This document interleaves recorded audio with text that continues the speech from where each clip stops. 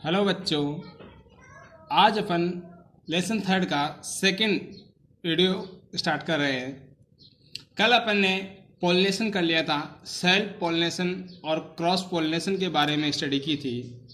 आज अपन cross pollination की जो विधियां हैं उनके बारे में अध्ययन करेंगे। तो सबसे पहली विधि है, यानी कि क्रॉस पॉलिनेशन के अंदर या पर परागण की निम्न विधियां हैं। सबसे पहली है एनिमोफिली या वायु परागण, कि वायु के द्वारा परागण की क्रिया होती है। वो किस प्रकार से होती है, देखिए।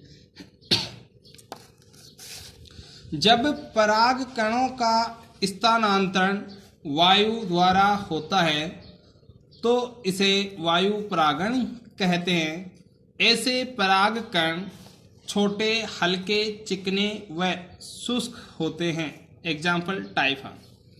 यानी कि वायु के द्वारा जो परागण की क्रिया है वह तभी होगी जब परागकण छोटे होंगे, शुष्क होंगे, चिकने होंगे, तो वो हवा के साथ में, वायु के साथ में एक स्थान से उड़ करके दूसरे स्थान पे चले जाते हैं। इसका एग्जाम्पल हो जाएगा अपना टाइफा।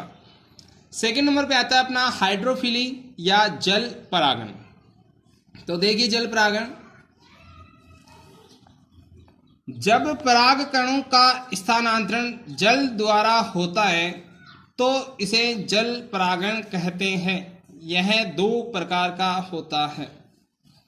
यानी कि जब पराग कण है वो जल के द्वारा एक स्थान से दूसरे स्थान पे जाते हैं या एक पुष्प से सजातीय पादप की वर्तिकाग्र के ऊपर जाते हैं तो इसे जल परागण कहते हैं। यह दो प्रकार का होता है।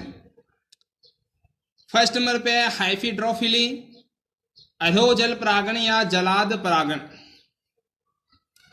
जब परागण जल के अंदर हो जाता है तो उसे अधो जल परागण कहते हैं। एग्जाम्पल आ जाएगा जल निमग्न पादप जैसे नाजास, सिरोटोफिला, जोस्टेरा आदि। यानी कि अधो जल परागण की क्रिया है वो जल के अंदर ही होती है, बाहर नहीं होती। जल निमग्न जो पादप होते हैं उनके अंदर ही यह प्रक्रिया पाई जाती है।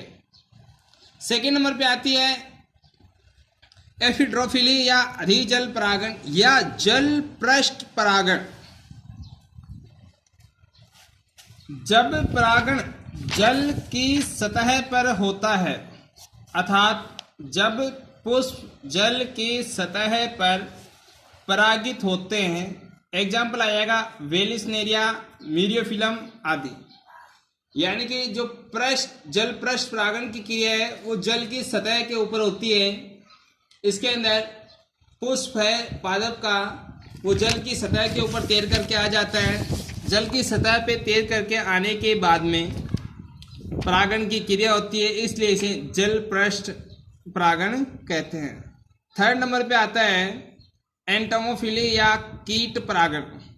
अब कीट परागण के अंदर कुछ बोटनिस्ट हैं, उनका अनुमान है कि जो परागण की क्रिया है वो 80% लगभग कीटों के द्वारा ही होती है। तो कीट परागण की क्रिया देखिए। मधुमक्खियां, तितली, बीटल आदि कीट परागण में सहायता करते हैं। कीट परागित पादपों के पुष्प प्राय रंगीन, चमकदार, मकरंद व गंध युक्त होते हैं, जिसके कारण कीट पुष्पों की ओर आकर्षित होते हैं। कीट जैसे ही पुष्प के संपर्क में आते हैं तो परागकण इनके पैर व पंखों से चिपक जाते हैं व परागित होते हैं। अब जो कीट परागण की क्रिया है वो कीट परागण की क्रिया है वो पुष्प के ऊपर जैसे ही कीट आकर के बैठता है तो पक्षी के या कीट के पंखों के या पैरों के निशान पैरों के ऊपर लग जाते हैं, जिसके कारण परागण की क्रिया होती है। फोर्थ नंबर पे आती है अपनी ऑर्निथोफिली या पक्षी परागण।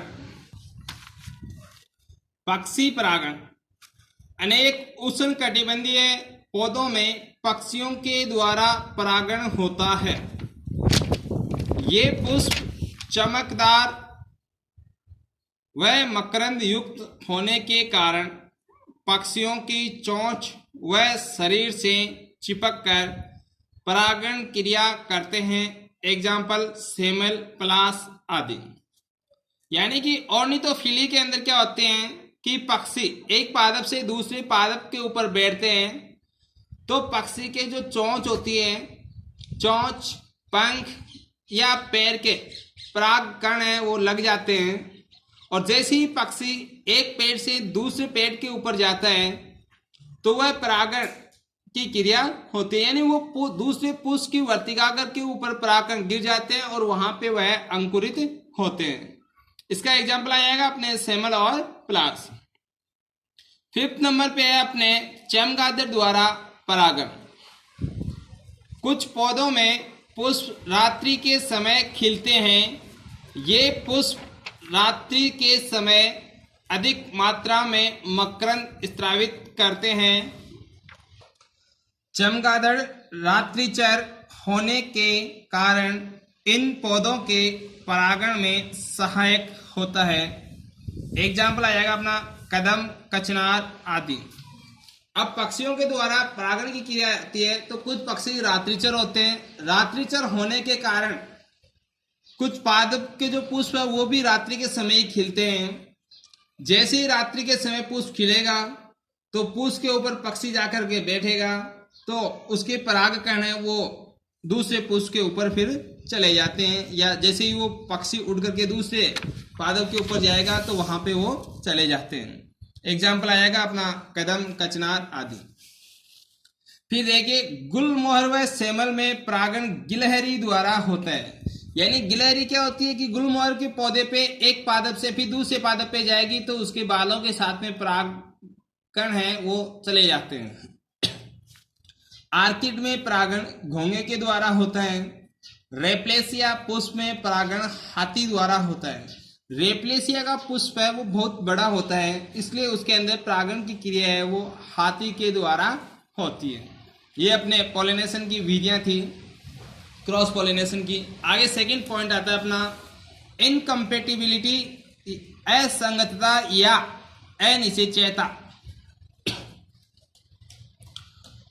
पूर्णतया कार्यक्षम एवं जननक्षम नर एवं मादा युग्मकों के मध्य निषेचन में विफलता या निषेचन नहीं हो पाना असंगतता अथवा अनिश्चयता कहलाता है। यह 2 प्रकार का होता है।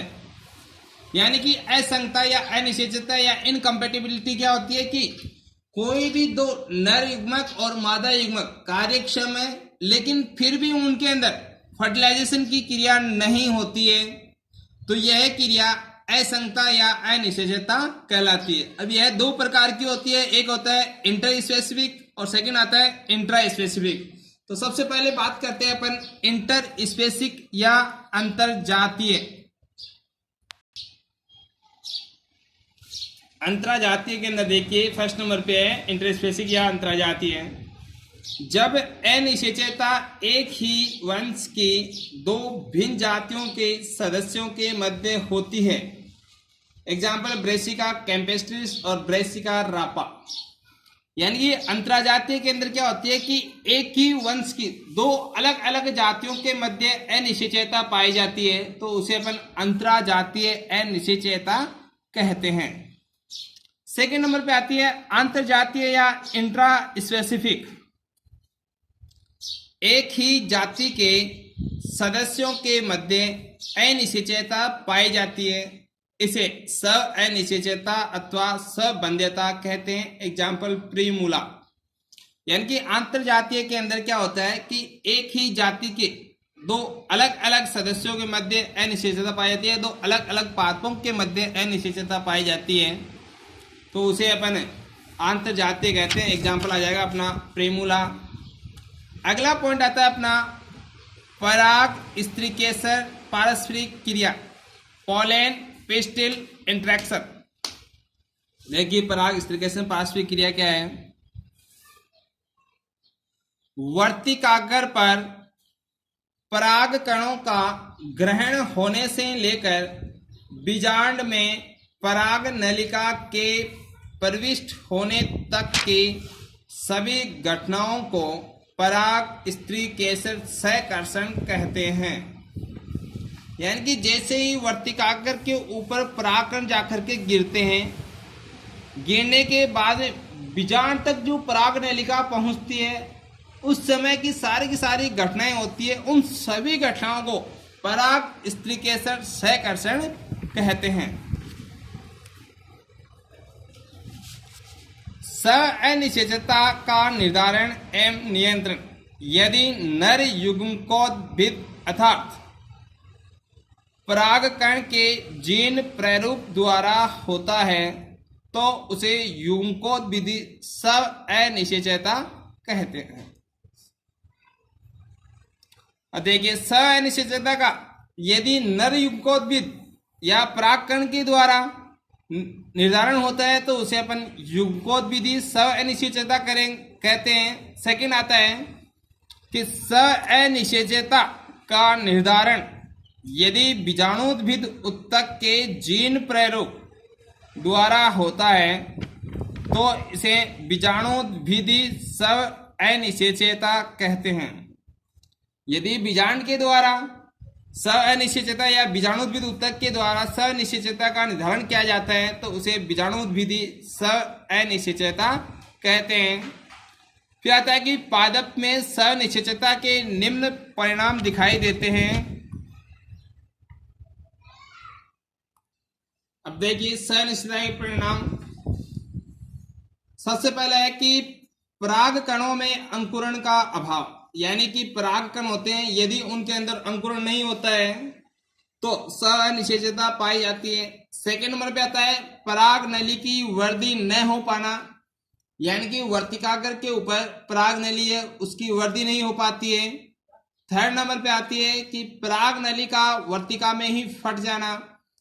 यदि पराग नली का वर्तिका के अंदर फट जाएगी तो नर युग्मक है वो बीजांड के अंदर अंड कोशिका तक नहीं पहुंच पाते हैं और निषेचन की प्रक्रिया नहीं होगी। फोर्थ है केंद्रकों में संलयन का न हो पाना, यानी कि केंद्रक आपस में केंद्रक तो पास आते हैं लेकिन उनमें संलयन नहीं हो पाता है तो भी अनिश्चितता हो जाती है। फिफ्थ है पराग नलिका का सही स्थान पर न पहुंच पाना, यानी कि जो पराग नली है वो सही स्थान पर नहीं पहुंच पाती है, तब भी अनिश्चितता होती है। कल अपन फर्टिलाइजेशन का अध्ययन करेंगे।